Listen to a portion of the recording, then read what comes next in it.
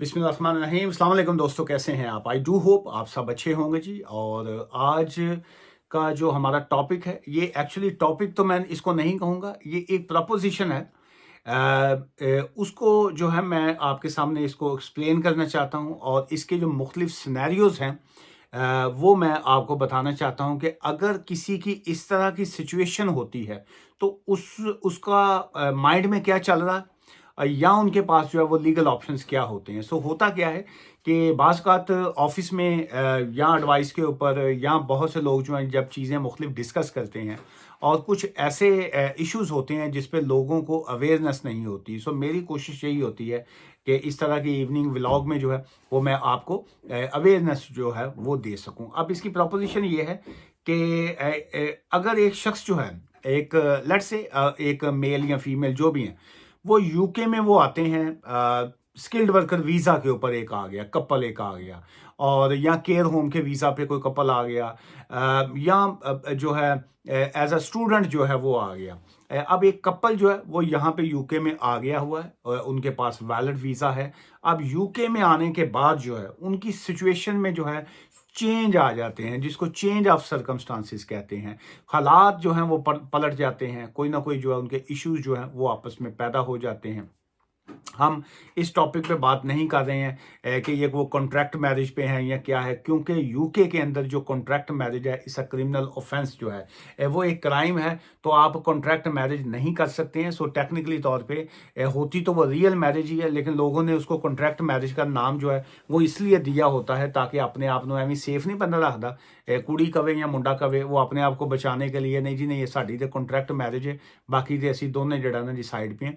सो हम बात इस पॉइंट के ऊपर कर रहे हैं कि एक कपल है, उन्होंने ऑब्वियसली एक मैरिज उन्होंने सर्टिफिकेट दिया होगा जिस वक्त उन्होंने अपना वीज़ा अप्लाई किया, चाहे वो स्किल्ड वर्कर वीज़ा था या उनका जो केयर होम का था या जो भी था।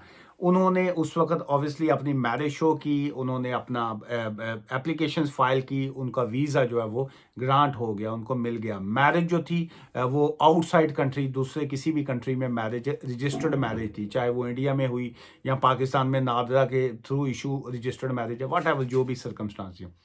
अब वो दोनों चूंकि यूके में हैं, नंबर एक तो ये ज़हन में रखिए कि यूके में वो आ गए, यूके में उन्होंने आके मैरिज को अपनी रजिस्टर्ड नहीं किया, तो क्या उनकी मैरिज को यूके में रजिस्टर्ड मैरिज कंसीडर किया जाएगा? The answer is yes. उन्होंने चाहे यूके में अपनी मैरिज को रजिस्टर्ड नहीं किया, तब भी वो यूके इमिग्रेशन लॉज के मुताबिक जो है वो they are registered marriage couple. वो मैरिज जो उनकी है वो ऑटोमेटिकली यहाँ पे इमिग्रेशन सिस्टम में रजिस्टर्ड मैरिज कंसिडर की जाती है, क्योंकि उन्होंने उसी मैरिज की बेस के ऊपर अपना जो वीज़ा जो था वो लिया एज ए डिपेंडेंट जो था। अब इस सिचुएशन को हम दूसरी साइड पे आते हैं। अब उन दोनों हस्बैंड एंड वाइफ की, उस कपल की जो है वो आपस में नहीं बन रही, वो आगे से आपस में साथ में कंटिन्यू नहीं करना चाह रहे। तो क्या वो कपल जो है वो अपनी, मैं कपल शर्मा की गल नहीं कर रहा, हम कपल की बात कर रहे हैं, जोड़े की गल कर रहे हैं। कहते हैं ना जोड़े आसमानों में बनते हैं, लेकिन आजकल तो दुनिया पलट गई है जी। जोड़े जो हैं वो एजेंट्स जो हैं वो भी बास कर जोड़े बना देते हैं जी। ए मुंडे दे नाल ए कुड़ी पा दिओ, ए कुड़ी दे नाल वो मुंडा पा दिओ, ओदा वीज़ा ओदे नाल पा दिओ ते ओदा ओदे नाल। सो आजकल तो क्या करें, दुनिया है। अच्छा, एनीवेज, अब वो यूके में है, अब उनकी आपस में सिचुएशन नहीं चल रही। क्या वो अपनी गुरुद्वारे के थ्रू या अपनी महफिल के थ्रू, अपनी मजलिस लगा के या खुला लेके, डिवोर्स दे के उसके बाद जो वो सर्टिफिकेट लेंगे उसको होम ऑफिस जो है या यहाँ का सिस्टम जो है वो एक्सेप्ट करता है? The answer is no. उसकी भी अब रीज़न आती है कि एक तो मैं खाली इसका आपको डिफरेंस बताता जाऊँ। जब औरत कोई फीमेल जब लेती है तो वो उसको खुला कहा जाता है, और जो आदमी देता है उसको डिवोर्स कहा जाता है। सो उसमें नंबर एक तो ये है कि इस्लामिक लॉ के मुताबिक जो है अगर कोई औरत खुला लेना चाहे और अगर आदमी, उसका हस्बैंड उसको चाहे उस खुला के पेपर पे साइन करे ना करे, वो उसको डिवोर्स दे ना दे, डजंट मेक एनी डिफरेंस। इस्लाम ने औरत को राइट दिया है, तो औरत जो है वो अपना खुला जो है वो 30 डेज़ का एक ईच नोटिस जाता है, 90 डेज़ के वो नोटिस, उसके बाद नॉर्मली वो 10-20 डेज़ 30 डेज़ एक्स्ट्रा वो लेते हैं, और वो उसके बाद आपको अराउंड 4 मंथ और 10 डेज़ के अंदर जो है आपको खुला का सर्टिफिकेट जो है वो मिल जाता है। सेम इसी तरह आदमी जो है वो भी इस्लामिक डिवोर्स दे सकता है, या इसी तरह बाकी जितने भी रिलीजियस हैं वो अपने अपने सिस्टम के मुताबिक जो है वो खुला या डिवोर्स या सेपरेशन ले सकते हैं। लेकिन इसका आपकी इमिग्रेशन डिपार्टमेंट से कोई ताल्लुक नहीं है, ये आपका पर्सनल मैटर है। यहाँ पे अगर आप किसी ने गुरुद्वारे में मैरिज की है या टेंपल में मैरिज की है या मस्जिद में किया है निकाह या कुछ है, वो आपका पर्सनल मैटर है। उसको यूके इमिग्रेशन लॉज जो है या इनका सिस्टम जो है वो उसको एक्सेप्ट नहीं करता। अब आप यूके में आप कपल जो आ गया था, अब आपकी आपस में नहीं बन रही, तो अब आप चाहते हैं कि जी कि हम जो है आपस में डिवोर्स ले लें, और डिवोर्स लेके अब असी साढ़े अपने अपने रास्ते ने, मैं अपने रास्ते पे चलूंगी, तुम अपने रास्ते पे चलना, हम अपना एक्चुअल जीवन साथी जो है अब हम ढूंढेंगे, क्योंकि ऐसी तो दोवें एक दूजे वास्ते बने ही नहीं। मुझे तो तुम मेरे लिए तो थे ही नहीं, वैसे भी बहरहाल अब मैं अपना कोई ढूंढूंगी, स्मार्ट सा साथी जो है बारी साहब जैसा जो है, मैं स्मार्ट सा लड़का ढूंढूंगी, और तुम अपने लिए जो तू लभना है, जिमें दी कोई कुत्ती बिल्ली लभनी है तो अपने लिए लभ ले, मैं तो कोई लभांगी सही मुंडा। अच्छा, अब बहरहाल अब ऐसी अगर सिचुएशन हो गई है तो वो उनको क्या करना पड़ेगा? नंबर एक, आपको इंग्लिश डिवोर्स जो है वो लेना मस्ट है। अगर आप दोनों पार्टीज यूके के अंदर रहते हैं, so you must need a English divorce from a local court जो है। या उसमें यह है कि अगर दोनों पार्टीज में से एक पार्टी पाकिस्तान या इंडिया जहां पे भी बैक होम जाते हैं, तो वहां से भी आप खुला या डिवोर्स जो है वहां का कोर्ट का एक्सेप्ट ये करेंगे, वहां का ऑफिशियल डॉक्यूमेंट्स ये एक्सेप्ट करेंगे। लेकिन उसमें क्या होता है, आपको एक्चुअल रेजिडेंस अपना शो करना पड़ता है। ये नहीं है कि आप दोनों यहाँ पे यूके में मौजूद हैं तो हम आप कहें जी मैं तो नादरा से जो है वो जो पाकिस्तान का डिपार्टमेंट है या मैं इंडियन जो डिपार्टमेंट है मैं वहां से डिवोर्स का सर्टिफिकेट ले लूं, तो इसको वो एक्सेप्ट करेंगे। यहाँ पे बहुत से केसेस में मैंने देखा है वो ऑब्जेक्शन लगा देते हैं। अगर दोनों पार्टीज यहाँ पे मौजूद हैं तो आपको जो इंग्लिश डिवोर्स लेनी पड़ेगी यूके की कोर्ट से, नंबर एक। अब इस केस में भी दो सिनेरियो आएंगे। अगर आपका हस्बैंड या वाइफ डिवोर्स आपको विलिंग है, देते हैं, तब भी ठीक है। अगर वो विलिंग नहीं है, आपको डिवोर्स नहीं देते, तब भी जो है आपके पास लीगल राइट है, आप डिवोर्स ले सकते हैं। सब थोड़ा सा टाइम फ्रेम का फर्क पड़ता है।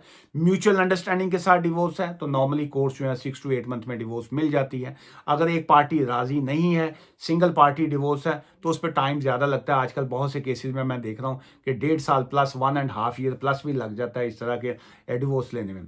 अब अगेन मैरिज जो थी वो कपल यहाँ पे आया, अब आपस में नहीं बात रही, अब दोनों अलहदा होना चाहते हैं, आगे जाकर नई मैरिज की तरफ जाना चाहते हैं। तो क्या आप नई मैरिज की तरफ जा सकते हैं? यस, आप बिल्कुल जा सकते हैं। लेकिन नंबर 1, आपको पहले इंग्लिश डिवोर्स लेनी पड़ेगी। इंग्लिश डिवोर्स लेने के बाद आपको यूके में not Islamic, not gurdwara marriage, not temple marriage, आपको बाकायदा रजिस्ट्रार के ऑफिस में आपको इंग्लिश मैरिज जो है वो रजिस्टर्ड करना मस्ट होगा। अगर आप अपना वीजा स्टेटस अगर आप चेंज करना चाहते हैं, एक कपल स्किल्ड वर्कर वीजे पे आया, अब यूके में उनकी आपस में नहीं बन रही, अब उस कपल को पहले इंग्लिश डिवोर्स लेना पड़ेगी। इंग्लिश डिवोर्स लेने के बाद दोनों अलग-अलग हो गए, दोनों के रास्ते खत्म हो गए। अब जो है वो दोनों अगर किसी के साथ शादी करना चाहते हैं, दोनों को अलहदा से अपनी अपनी जो है वो इंग्लिश मैरिज को रजिस्टर्ड करना पड़ेगा। इंग्लिश मैरिज रजिस्टर्ड करने के बाद जो है फिर वो स्पाउस का वीज़ा यहाँ पे अप्लाई करेंगे। फिर वो अपना स्पाउस का वीज़ा जो है वो स्किल्ड वर्कर वीज़ा से मूव करते हुए वो अपना स्पाउस के वीज़ा में स्विच करेंगे। अब आई डू होप कि मैं इसको मैं एक्सप्लेन कर पाया हूँ प्रॉपरली। सो अब इसमें एक ऑप्शन ये आ जाता है कि क्या जो होम ऑफ डिवोर्स जो है वो होना लाजमी है दूसरी पार्टी का वीज़ा ख़त्म करने के लिए? Then the answer is no. उसकी वजह ये है कि आपकी डिवोर्स का जो है आपकी डिवोर्स का जो है आपके मैरिज से कोई तल्लुक नहीं है। अगर एक मैं आया हूँ यहाँ पे स्किल्ड वर्कर वीज़ा पे, मेरी साथ में वाइफ है, अब हम आपस में नहीं बन रहे, मैं चाहता हूँ कि मैं उसका वीज़ा कैंसिल करवा दूँ, उसका वीज़ा कर्टेल करवा दूँ, ताकि वो मैं ओदी तो मैं छुट्टी करावा। सो उसके लिए ये है कि मुझे होम ऑफिस को जो है, मुझे ये नहीं है कि मुझे डिवोर्स का वेट करना है। मैंने आज अगर डिसाइड कर लिया नहीं जी मैं जी हूँ जी थोड़े नाल मैं नहीं रहना, तो मैं होम ऑफिस के मैरिज ब्रेकडाउन सेक्शन या उनके डिपार्टमेंट को इन्फॉर्म करूंगा, लो जी मेरी तेरे नाल बांधी नहीं है, मनते ठंडा सालन देंदी है, मैं तो इसके साथ अब आज के बाद नहीं रहना, तो वो मैं होम ऑफिस को एप्लीकेशन फाइल कर दूंगा और होम ऑफिस जो है वो नॉर्मली जो है वो 60 डेज का नोटिस देते हुए दूसरी पार्टी का वीज़ा कैंसिल कर देगी। तो जो वो उसके बाद मैं चाहें तो इंग्लिश डिवोर्स के लिए एप्लीकेशन फाइल की, क्योंकि मेरी इंग्लिश डिवोर्स तो होगी 1 साल बाद, तो मैं अब 1 साल वेट से नहीं करना कि 1 साल वो मेरे ही वीज़े पे बैठी रहे। मैं तो वो आज उसका वीज़ा कैंसिल करवाऊंगा, वो जावे खसमा सिर खावे जाके। मैं अपना जो है वो डिवोर्स तो मेरी साल बाद होगी, मैं चाहे शादी साल बाद करूं, क्योंकि मुझे जब डिवोर्स का सर्टिफिकेट मिलेगा मैं तभी जो है वो मैं नई दुल्हनियाँ लेके आऊँगा। तो मीन वाइल जो है वो मुझे उन्होंने तो मैं मगरों लावा ना, ताकि मैं दूसरी पार्टी को सेटिस्फाई करने वास्ते कल जी मैं छुट्टी कराती है। सो ये एक लीगल ऑप्शंस होते हैं, उसमें आपको बहुत से लोग जो हैं वो मिसगाइड करते हैं, गलत राय देते हैं, गलत इन्फॉर्मेशन देते हैं। लो जी तू एंज आई है तो या ऐसे आए हो तुम, उसको छोड़ दो, मैं तुम्हारे साथ शादी करने को तैयार हूँ, आओ शादी करते हैं, फलां करते हैं। बिल्कुल ऐसा नहीं होता। उसके लिए आपको कानून को फॉलो करना पड़ता है। आपने अगर इस्लामिक खुला या डिवोर्स दे दी है और उसके बाद आप इस्लामिक निकाह कर लेते हैं तो आपका वीज़ा जो है वो स्किल्ड वर्कर से मूव होकर स्पाउस वीज़ा पे बिल्कुल स्विच नहीं होगा। ये थी आज की वीडियो। मुझे आज की इस वीडियो से इजाज़त दीजिएगा। इससे रिलेटेड अगर आपके पास कोई सवालात हो तो नीचे आप दे दीजिएगा, मैं इंफॉर्मेशन सिर्फ आपको दूंगा। अदरवाइज आप अपनी सर्कमस्टांसिस के मुताबिक मुझसे लीगल एडवाइस लेना चाहें तो मैं फीस चार्ज करता हूं जी एडवाइस देने के भी। दुआ में याद रखिएगा। Take care, bye for now.